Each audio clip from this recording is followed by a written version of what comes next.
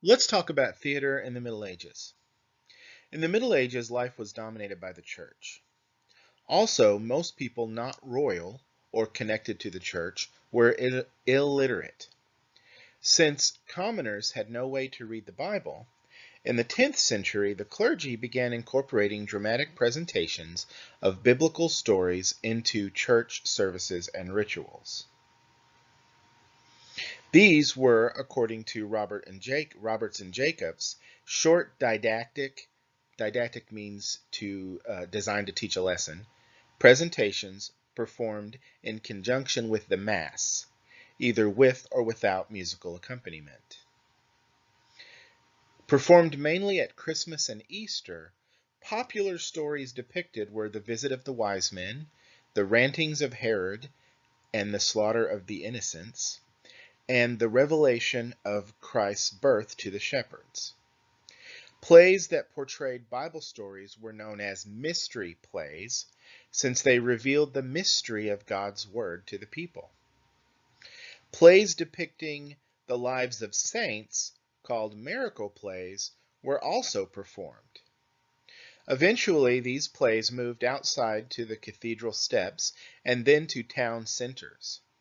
Plays presented in the town square were staged on two-story carts that could be wheeled to a variety of locations, and you see a depiction of one of the carts there.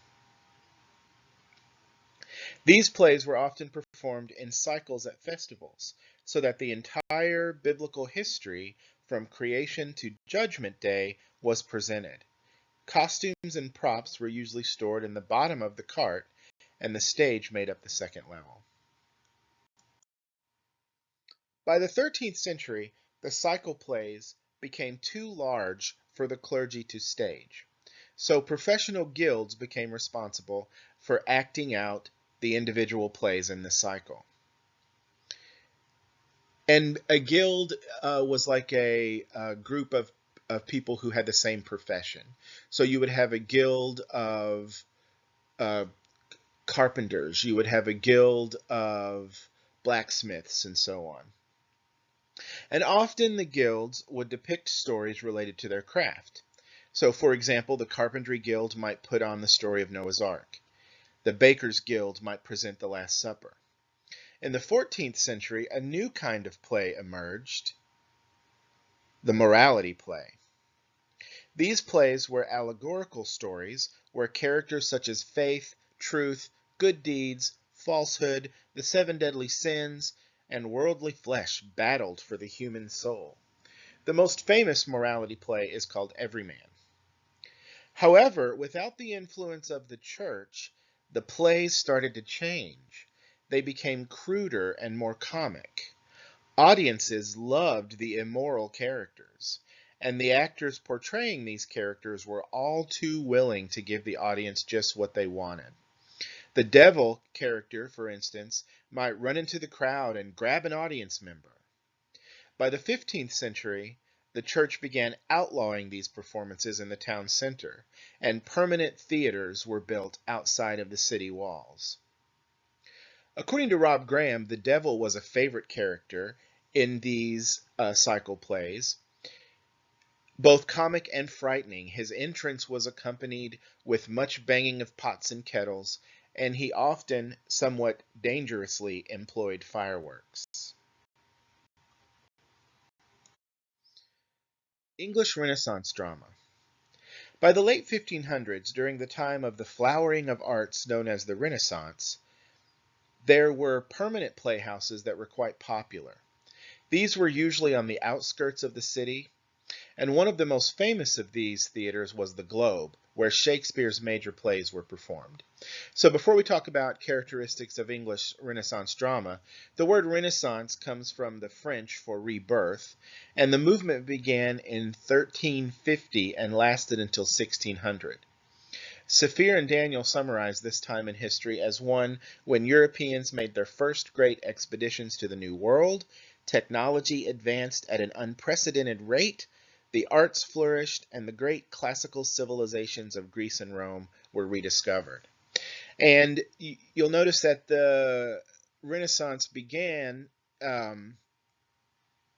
in 1350, generally considered to have begun in Italy, but things were late getting to England. So England um, started experiencing this flowering in the 1500s.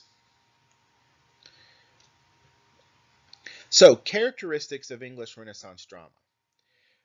Performances did not use detailed sets or scenery, and there was no curtain. However, many props were used, including lanterns, swords, and pig bladders full of blood, used when a character needed to bleed on stage. There was no artificial lighting, so the theaters were roofless, and plays were performed in the afternoon. Costumes were elaborate, although not always true to the time period being depicted on stage. As Saphir and Daniel state, having costumes appropriate to the historical period of the plot is a modern idea. Shakespeare's Julius Caesar wore an Elizabethan doublet, not a Roman toga. So the costumes would generally indicate social status. So the emperor Julius Caesar would wear what kings wore in the Elizabethan time to indicate the status, not necessarily true to the time period. And a lot of Shakespeare's plays were set in the classical era, right? Set in Athens, in ancient Greece, or Rome.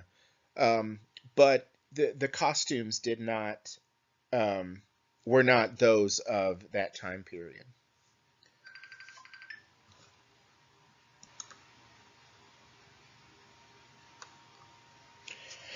It was not considered to be respectful for women to come to the theater. So many women who attended would wear disguises, and no woman acted on stage.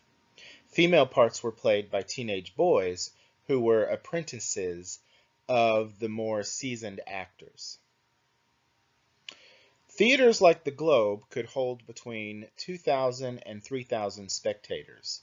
Many of these theatergoers, called groundlings, stood on the ground in front of the stage to watch a performance. For an extra fee, spectators could sit in one of the three covered seating levels, and very wealthy patrons could sit on stage. So this is a diagram showing the Globe Theater. Um, and just quickly, I will go through each of these places, and they're indicated by a number in the diagram. So number 1 is the flag on the top. The flag signified which type of play was being performed. Black for tragedy, white for comedy, red for history. The heavens was the ceiling over the stage that protected the actors from too much sun or rain. It also represented the sky and the heavens and was painted blue with golden stars. The tiring house was the dressing and storage rooms. The upper stage was used for bedroom or balcony scenes. The galleries were the seating sections, and audiences paid more to sit on these tiered wooden benches under a thatched roof to keep out the sun and rain. The main stage is there. The inner stage, the open yard. Audience paid 1 penny to stand in the open yard. So those were the groundlings. The support pillars, the trap door. So actors playing ghosts or witches would rise or descend through the door. There's the entrance and then the brick foundation. And one of the things is, even though there was not much set, the costumes were elaborate, the props were many, and there were some special effects in Elizabethan theater. And the trap door was like where, where a character could appear, right, or disappear.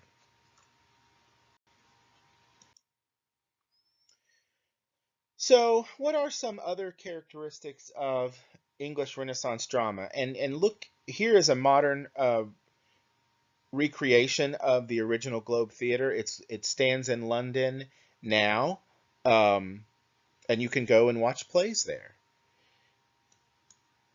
But let's look at some other characteristics. So, according to Robert and Jacobs, with no curtain and no scenery, shifts in scene were indicated by the exits and entrances of the actors. This type of scene division produced swift changes in time and place and made for great fluidity and fast pacing. There was little separation between the audience, which consisted of patrons from various levels of society, and the actors on stage. So there was much interaction between the two.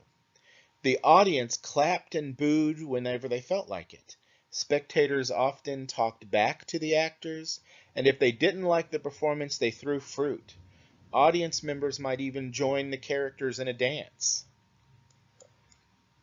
And, according to Saphir and Daniel, since the Puritans of Elizabethan England considered the theater sinful, an acting company often had to seek the legal protection of a noble patron. Shakespeare's company was protected by the Lord Chamberlain at first, and then later by King James I. And in fact, the play Macbeth was actually written for James I.